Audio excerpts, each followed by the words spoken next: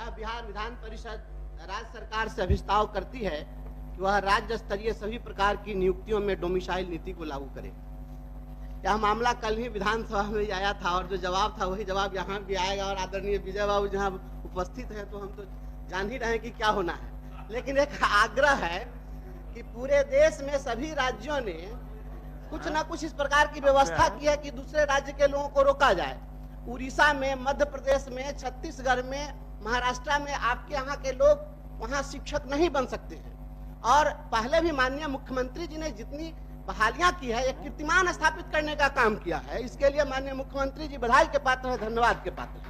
लेकिन अगर शिक्षकों की बात करें तो पहले आप ही ने अपॉइंट किया, तो उसमें आर्टिकल 243G के तहत जब अपॉइंट किया तो सभी लोगों को रोक दिया और अपने राज्य के लोगों को नौकरी दी। अब आप 309 के तहत सीधे आप अपॉइंट कर रहे हैं तो आपने रास्ता खोल दिया है। और एक राज्य के लोग बड़ी संख्या में 50,000 से ज्यादा लोग यहाँ अपॉइंट हो गए हैं। महोदय, यह सुशासन की सरकार है, इतनी उदार है, मंत्री जी को बोलने बेटा बेकार है और बाहर को रोजगार है। बिहार के युवाओं को डोमिसाइल की दरकार है, इसीलिए अनुरोध है कि आप डोमिसाइल नीति लागू करिए।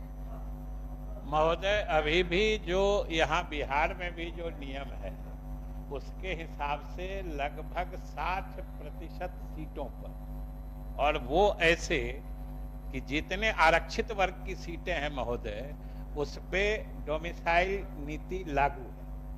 और आप जानते हैं कि 60% आरक्षण है विभिन्न श्रेणियों के लिए, तो उतना तो लागू है। बाकी आपने मुख्यमंत्री जी को धन्यवाद दिया है, इसलिए आपने जिन प्रदेशों की चर्चा की है जहां जहां नीतियां लागू है उनके कागजात लेके आइएगा, हम लोग देखेंगे, विचार करेंगे। अभी अपना प्रस्ताव वापस। ठीक है, वापस महोदय, मैं आपके आसन के निर्देश के आलोक में इसको वापस लेता हूं, लेकिन मैं माननीय मंत्री जी से कहना चाहता हूं कि महोदय, वहाँ लोग अपॉइंट करते हैं और अपॉइंट करने के साथ ही अपॉइंट करते हैं और अनुभव के आधार पर फिर जो है उन लोगों को एब्जॉर्ब कर लेते हैं। तो ये व्यवस्था यहाँ लागू कर दीजिए। माननीय श्री राजेश रंजन जी।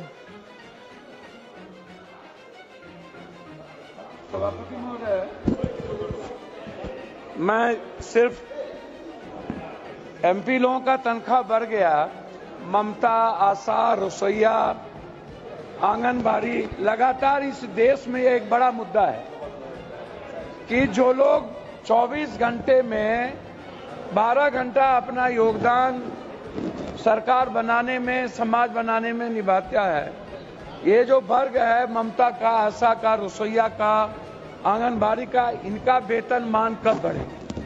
सरकार बार बार कहती है क्या ये अन्य कर्मचारी की तरह ये लोग भी काम करते हैं? इस पर कोई सरकार का तवज्जो नहीं है, ध्यान नहीं है। दूसरा मुद्दा इसी से है कि मानवर, ये जितने इस इलाके में पेंशन है, ये चाहे वो वृद्ध पेंशन हो, चाहे निःशक्त पेंशन हो, विधवा पेंशन हो, जब मैं गांव जाता हूं तो समाज में जो कमजोर तबके के लोग हैं, ईबीसी हैं, एसटी एससी हैं, जिसके पास ना तो कोई जमीन है ना कोई उपाय है मजदूरी के अलावे, 400 रुपया पेंशन कब तक चलेगा? सरकार पेंशन को 2000 कम से कम करने का जो प्रावधान लगातार उठता है, 6 पेंशन है, और क्या पेंशन बढ़ाने पर कोई भूमिका सरकार की है?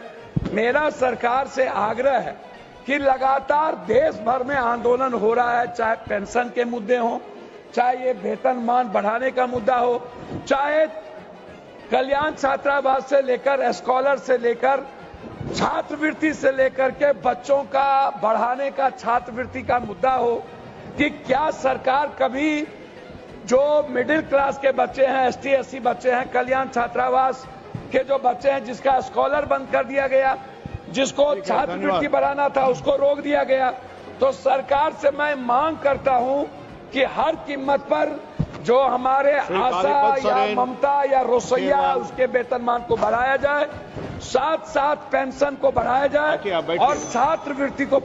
श्री कालीपत सरेन।